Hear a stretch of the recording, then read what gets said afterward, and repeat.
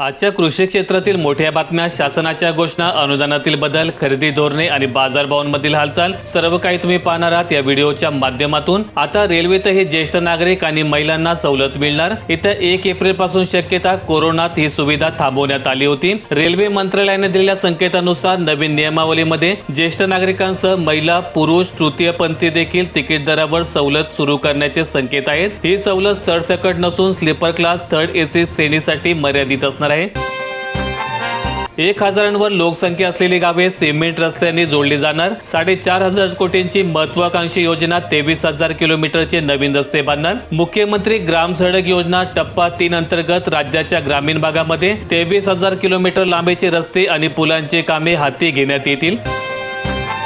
शेतकऱ्यांचे 2 लाखांपर्यंतचे कर्जमाफ, अर्थसंकल्पात मुख्यमंत्री फडणवीस यांची घोषणा। बळीराजाला दिलासा, नियमित कर्ज परतफेडीसाठी 50,000चे प्रोत्साहन। 2 लाखांपर्यंतच्या कर्जमाफीचे पात्र शेतकरी कोण असतील हे स्पष्ट केले नाही, त्यासाठीचा आदेश लवकरच काढला जाईल। कर्जाची नियमित परतफेड करणाऱ्या शेतकऱ्यांना 50,000 रुपयांपर्यंत प्रोत्साहन रक्कम दिली जाईल, असंही त्यांनी यावेळी जाहीर केलंय।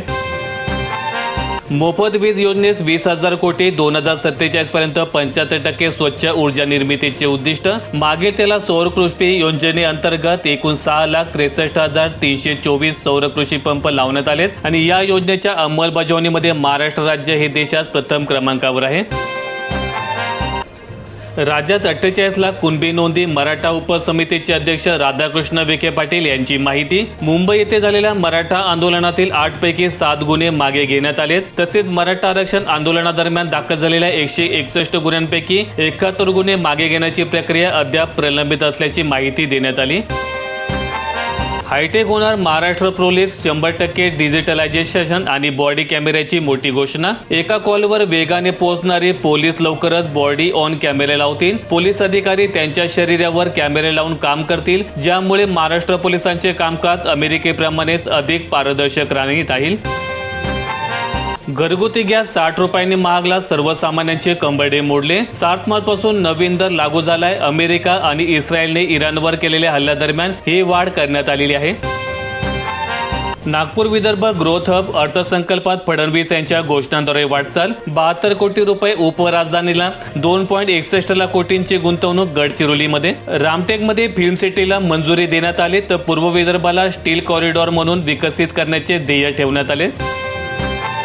घरकुल लाभार्थ्यांचा अडथळा अखेर दूर झाला, महाराष्ट्र ग्रामीण बँकेचे नाव पोर्टलवर समाविष्ट। दैनिक पुढारी मध्ये वृत्त, विधिमंडळात लक्षवेधी। शासनाने पोर्टलवर महाराष्ट्र ग्रामीण बँकेचे नाव समाविष्ट केल्यामुळे आता लाभार्थ्यांना नव्या खात्याचा क्रमांक आणि IFSC कोड अपलोड करणे शक्य होणार आहे। त्यामुळे रखडलेले अनुदान लवकरच खात्यात जमा होईल अशी अपेक्षा व्यक्त होते। व्यावसायिक वापरासाठीचा गॅस पुरवठा बंद, इराण आणि अमेरिका इस्रायल युद्धाचा झळा महाराष्ट्रापर्यंत पोहोचल्या, काटकसरीच्या सूचना देण्यात आल्या।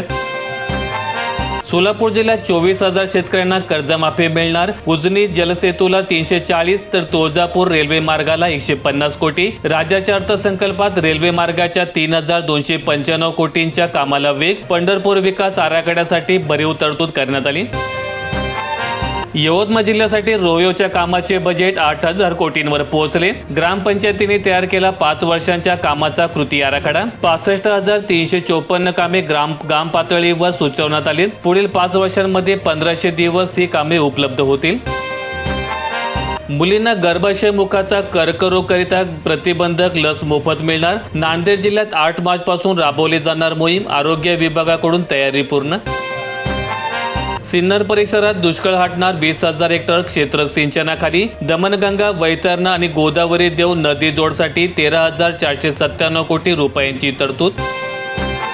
पुणे ते शिरूर उन्नत महामार्गाचे येत्या महिनाभरातच भूमिपूजन करणार, नितीन गडकरी यांची ग्वाही। महामार्ग प्रकल्पांना गती, पुणे ते छत्रपती संभाजीनगर मार्गाचे काम 3 टप्प्यांमध्ये।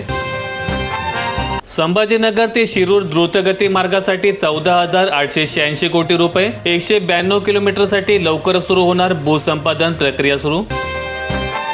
महाडीबीटी पोर्टलवर नवीन पूर्वसंमती देणे बंद, शेतकऱ्यांना फटका। राज्य शासनाच्या महाडीबीटी पोर्टलवरील पूर्वसंमती प्रक्रिया लॉक करण्यात आली आणि यामुळे राज्यातील हजारो शेतकऱ्यांचे विविध कृषी योजनांसाठीचे अर्ज प्रलंबित आहेत। सोलार कंपन्यांकडून शेतकऱ्यांची प्रचंड लूट, शासनाचे नियम धाब्यावर, शेतकऱ्यांमधून नाराजीचा सूर। मागील वर्षापासून प्रत्येक सौर पंप धारकास सौर पंप एजन्सीचे काम करत आहे की त्यांच्या शेतापर्यंत सौर पंप नेऊन देणे, सौर पंपासाठी फाउंडेशन तयार करण्यासाठी खड्डा, वाळू, सिमेंट देणे हे एस्टिमेट मध्ये बंधनकारक असताना सुद्धा सर्व कंपन्या शेतकऱ्यांना तगादा लावून शेतकऱ्यांकडून खड्डा खोदून घेऊन वाळू, सिमेंट आणण्याचा आग्रह धरत आहेत आणि याचा शेतकऱ्यांना नाहक भुर्दंड बसत आहे। अल निनोमुळे यंदा दुष्काळाचे सावट, पाणी व्यवस्थापनावर असेल विशेष भर। शहरी आणि ग्रामीण भागासाठी जललेखा परीक्षणाचेही सुतोवाच। द्राक्षाचे 1800 तर केळीचे 1200 कंटेनर आखातातून माघारी। इराण युद्ध लांबल्यास 7000 कोटींचा महसूल धोक्यात। इराण, ओमान, कुवेत येथील खरेदीदारांनी कंटेनरमधील शेतमाल उतरवण्यास नकार दिल्यामुळे 3000 कंटेनर JNP बंदराकडे वापस निघालेत। 7/12 कोरा न केल्याने शेतकरी संघटनांकडून टीका, शेतकऱ्यांचा विश्वासघात झाल्याची भावना। विधानसभा निवडणूक जाहीर दरम्यान शेतकऱ्यांचा 7/12 कोरा करण्याचे दिलेले आश्वासन पाळले गेले नाही आणि त्यामुळे शेतकऱ्यांचा विश्वासघात झाल्याची प्रतिक्रिया उमटत आहेत। राज्यातील सिंचन प्रकल्पांना चालना आणि पूर नियंत्रणासाठीही भरीव तरतूद। नदीजोड प्रकल्पांद्वारे दुष्काळग्रस्त भागाला दिलासा। जलसंपत्तीची अचूक आणि डिजिटल माहिती उपलब्ध होण्यासाठी नाशिकला जलमाहिती केंद्राची स्थापना। शहरांमधील पाणी पुरवठ्यासाठी मोठी तरतूद करण्यात आली। छत्रपती संभाजीनगर जिल्ह्यात माजी उपसरपंचाने ग्रामस्थांच्या पिण्याचे पाणी शेतीला विकले। केळगावातील ग्रुप ग्रामपंचायतीमधील प्रकार, ग्रामसेवकाने दिली पोलिसांमध्ये तक्रार। शेतकऱ्यांचे वीज बिल माफ होणार, 7.5 HP पर्यंतच्या पंप जोडणीसाठी 20,000 कोटींची तरतूद। बारामतीमध्ये हमीभावाने हरभरा खरेदीसाठी ऑनलाईन नोंदणी सुरू। बारामती कृषी उत्पन्न बाजार आवारात लिलावात सर्वसाधारण दर्जा असलेल्या हरभऱ्याचे दर हमीभावापेक्षा कमी निघत असल्यामुळे शासनाकडे मागणी केली होती।